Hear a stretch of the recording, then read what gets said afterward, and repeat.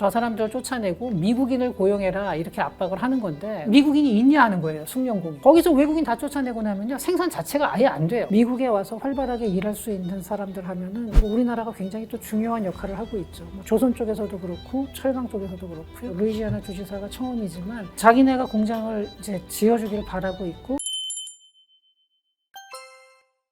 물론 이제 당연히 부정적인데 이제 여기에 대해서는 왜 그럼 이런 일이 벌어졌는지도 한번 생각을 해봐야 되거든요. 사실은 이제 미국이 관세 전쟁을 시작하는 게 관세를 부과한 목표 중에 하나가 뭐 몇 가지가 있지만 그 중에 또 핵심적인 게 미국의 제조업 부활이거든요. 가격 경쟁력을 미국 시장 내에서 높여가지고 미국의 제조업을 늘리겠다 그랬는데 막상 하려다 보니까 외국인들이 와서 그 자리를 차지하는 거예요. 그러니까 저 사람들을 쫓아내고 미국인을 고용해라 이렇게 압박을 하는 건데 근데 이게 생각보다 쉽지 않은 게 이게 미국 내에서 루이지애나에서는 주지사가 나와서 우리는 절대 안 하겠다 이렇게 얘기하는 이유가 뭐냐면요. 그럼 미국인이 있냐 하는 거예요. 숙련공이. 실제로 지금 중요한 반도체 같은 경우요. 숙련 인력이 굉장히 모자라요. 거기서 외국인 다 쫓아내고 나면요. 생산 자체가 아예 안 돼요. 그렇다고 뭐 미국인 아무 다른 전공을 한 사람을 데려다가 반도체 공장에다가 투입할 수는 없는 거거든요. 그게 현실적으로 안 되는 거죠. 딜로이트가 작년에 나온 거 미국 제조업 보고서라는 걸 발표했는데 여기 보면 2023년까지 미국 제조업 분야에서 한 380만 개의 신규 일자리가 창출될 거다 이렇게 얘기를 했어요. 그런데 그 중에서 절반 정도 190만 개만 미국 사람들로 채울 수 있다. 나머지는 그 사람을 수입해 와야 된다는 거예요. 사람이 모자란다는 뜻이죠. 그래가지고 인력 양성을 자체적으로 시도를 하는데 미국 정부에서도 하고 심지어는 기업에서 자체적으로 해요. 그렇게도 막 하고 있고 한데도 이게 지금 사람이 그렇게 반도체 공장에 들어갈 사람을 한두 달 교육해서 될 것도 아니고 미국 반도체 산업협회가 있어요. 여기서 이제 2030년까지 한 11만 5천 개 정도의 일자리가 창출될 건데 이 중에 58%가 졸업자 부족으로 채워지지 않을 거다 이렇게 예측을 했고요. 그러니까 인력 부족에 대해서 그러니까 전망이야 하는 방식에 따라 좀 숫자는 차이가 나겠지만 상당히 그 어렵게 보고 있는 거고요. 그리고 뭐 인텔 같은 경우도 오하이오 공장 근처에다가 아예 그 주변에 있는 커뮤니티 칼리지하고 협력을 해가지고 1년짜리 과정을 만들었어요. 거기서 나오면은 이제 자격증을 뭐 주고 뭐 이런 식으로 하는데 그럼에도 불구하고 아직까지 지금 인력 양성이 원활하게 되고 있지는 않습니다. 처음에 그렇게 조지아에서 쫓아낸 거는 미국 사람 고용하라 이 뜻인데 루이지애나에서는 이거 안 되는데 이렇게 된 거죠. 이번에 그 구금 사태를 또 반복하지는 못할 겁니다. 왜냐하면 미국 자기네들이 인력이 부족하기 때문에 그리고 인력 양성이 그럼 충분히 된 다음에 할 수 있을런지 모르겠지만 그 시점이 언제냐 그러면은 그건 장담 못해요. 지금 실제로 미국에서 이렇게 제조업 쪽이 고용을 많이 해준다라는 거는 분명히 맞는데 공장에 들어가서 일할래 그러면은 또 막상 들어가서 일할 사람 숫자도 그렇게 많지 않다는 거예요. 그냥 막 일을 하는 사람들은 오히려 또 많아요. 이민자들도 많고 해서. 그런데 어느 정도 자격을 갖추고 4년제 대학 특히 이공계 엔지니어링 쪽을 나온 사람들이 그 공장에 들어가서 일할 거냐 그랬을 때 의외로 그 숫자를 채우기가 쉽지가 않거든요. 자국민만 가지고. 그럼 우리나라도 지금 마찬가지거든요. 심지어는 뭐 조선소 같은 데서 요새 뭐 사람 고용한다 그럴 때 월급도 제법 많이 준다 그래도 잘 안 가요.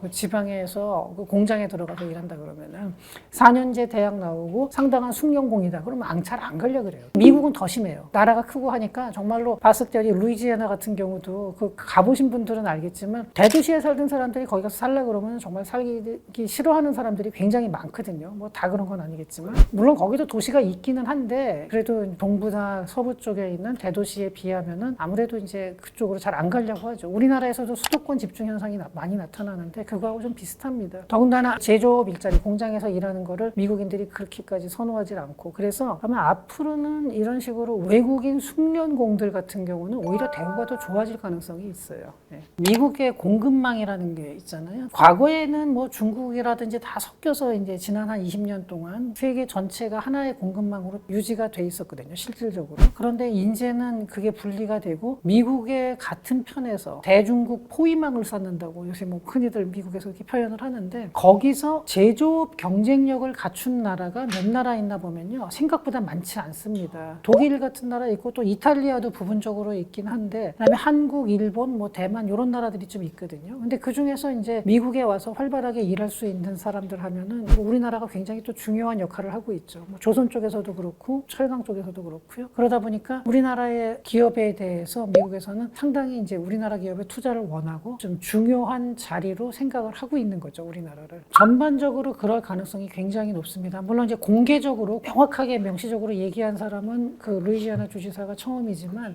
나머지도 이렇게 당장 자기네가 공장을 이제 지어주길 바라고 있고 공장을 지었는데 그걸 가동시키는데 반드시 필요한 사람들이 있다 그러면은 그 사람들을 쫓아내가지고 공장이 운영이 안 되거든요. 그러니까 그거는 아마 다른 데도 비슷할 겁니다. 사실 그건 이제 정치적 수사입니다. 그러니까 이제 그게 뭐 고지고대로 다 믿을 수는 없는데, 근데 이제 그렇게 말한 그 근거로 된 게 뭐냐면은 올해 3분기 GDP 성장률이 거의 4%에 육박한다. 이게 그 선진국 수준에서는 굉장히 높은 거는 맞긴 맞아요. 그러니까 유럽이나 뭐 일본, 우리나라 이런 데랑 비교해 봤을 때 4%면은 굉장히 높은 건 맞는데 수많은 어려운 다른 요소들을 다 제끼고 그거 하나 딱 찍어가지고 얘기를 한 건데 이건 사실은 그냥 선거 앞두고 뭐 선거가 아니더라도 항상 뭐 정치인들이 하는 정치적 수사 정도로 생각하면 될 겁니다. 예.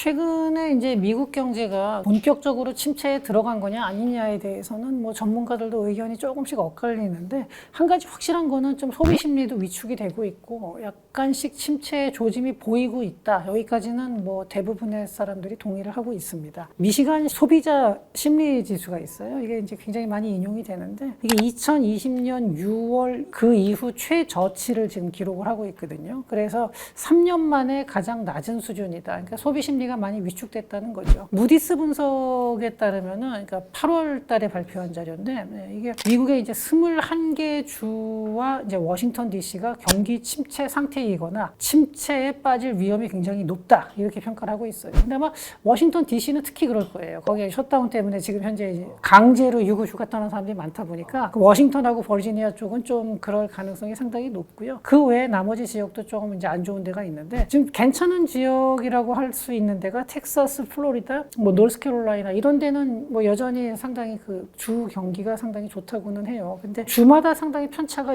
있는데 이제 종합적으로 봤을 때는 소비 심리가 좀 위축이 되고 있다. 여기에다가 또 하나는 심리적인 게 상당히 있어요. 요즘에 보면은 미중 관세 전쟁이라고 흔히 뭐 전쟁이라는 표현까지 쓰는데 이게 지속이 되고 있고 또 미국 부채에 대한 기사가 언론에서도 많이 보도가 되고 또 셧다운으로 이어지고 이러면서 상당히 사람들의 그 심리적인 위축감도 굉장히 전반적으로 크게 작용하는 것 같아요. 그러니까 실제 경기가 조금 침체의 가능성도 있는 데다가 언론에서 보도되는 내용들도 좀 부정적인 게 많다 보니까 더더욱 사람들의 그 느끼는 거, 불안감 이런 것들이 고조되고 있는 것이 아닌가 생각됩니다. 이게 지금 현재 미국 부채가 계속 는다 그러는데 미국 부채만 느는 게 아니라 전 세계 부채가 다 늘고 있어요. 미국 같은 경우는 부채가 1980년대 초반까지만 해도 GDP 대비 부채 비율이 30%대였거든요. 이게 이제 2000년대 들어와서 꾸준히 증가해서 2000년대 초반에 한 60%까지 왔다가 2008년도에 금융위기 때 그때 양적 완화를 하면서 엄청나게 늘었죠. 그때 100% 가까이 해갖고 그 다음에 코로나 때 또 한 번 늘면서 이게 120%까지 온 거거든요. 그래서 여기서 잘 감축이 안 되는데 부채라는 게 한 번 늘면 참 줄이기가 어려워요. 왜냐하면은 일반적인 가게에서는 부채가 많다 그러면은 그 버는 거 덜 쓰고 뭐 이런 식으로 아껴 나가야 되는 거거든요. 근데 정치권이 끼게 되면은 국가 부채 같은 경우는 정부에서는 줄인다라는 것 자체가 표가 떨어지는 행동이에요. 그러니까 이게 잘 안 하려고 그러죠. 근데 그 표가 떨어지는데 이게 두 종류입니다. 민주당은 주로 복지 예산을 늘리는 식이고 공화당은 감세를 통해서 이제 기업한테 지원하는 식이고 물론 100% 그런 건 아닌데 전반적으로 보면 흐름이 그렇게 됩니다. 그러다 보니까 양쪽 다 누가 되든지 자관 부채는 계속 늘어나고 있는 상황이거든요. 근데 이게 미국만 그러냐? 그렇지 않고 전 세계가 다 그래요. 그래서 지금 뭐 프랑스 같은 경우도 굉장히 심한 정치적인 혼란을 겪고 있고 프랑스뿐만 아니라 뭐 이탈리아도 그렇고 지금 부채 비율 때문에 굉장히 고생을 하고 있습니다. 일본도 지금 부채 비율이 높은 상태에서 지금 이제 다카이치 총리도 여기서 돈을 더 풀겠다 또 이러고 있고요. 이러다 보니까 이게 부채가 정말로 위험 수준으로 넘어가는 게 아니냐 이렇게 되는데 이게 가장 큰 문제는 뭐냐면 일단 인플레이션이 가장 큰 문제가 되고요. 그 다음에 화폐 가치에 대한 신뢰 자체가 떨어집니다. 전 세계적으로 이게 다 그렇게 되는데 이게 역사적으로도 그래왔어요. 보면 로마 시절부터 시작해가지고 뭐 원나라 때도 그렇고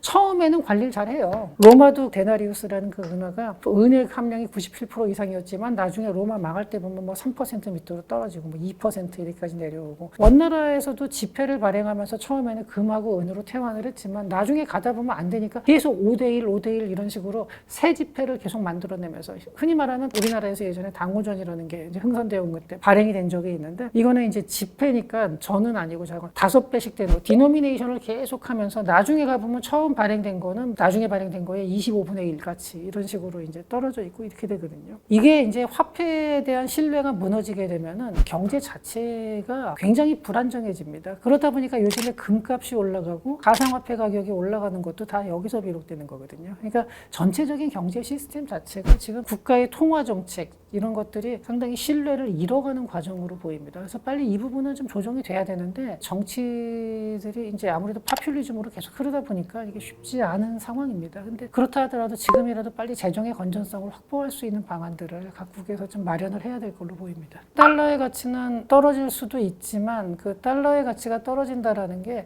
뭐에 비교해 떨어지느냐인데 다른 나라 화폐들 뭐 유로나 그럼 이런 데는 가치가 유지가 되냐? 그렇지도 않거든요. 그렇다고 뭐 위안화가 그렇게 굳건하냐? 엔화가 굳건하냐? 그것도 아니에요. 다 같이 떨어진다. 그러면은 뭐가 올라가냐 하면은 실물 자산이죠. 그래서 금하고 부동산 이런 게 계속 뛰는 겁니다, 지금. 그리고 전체적인 이제 인플레이션이 계속 올라오고. 그래서 법정 화폐라는 것 자체가 꼭 달러 대 다른 나라의 외환 관계에서는 큰 차이가 뭐 같이 뭐 신뢰가 떨어지고 있는 건데 이렇게 되면 아무래도 이제 그 실물 자산의 가치가 상당히 올라가는 건데 정말로 가치가 올라간다기보다는 화폐로 표기되는 숫자가 올라가는 것 뿐이죠. 그러니까 이게 말하자면 인플레이션이죠. 이런 부분들은 조금 경제의 안전성을 해치는 흐름입니다.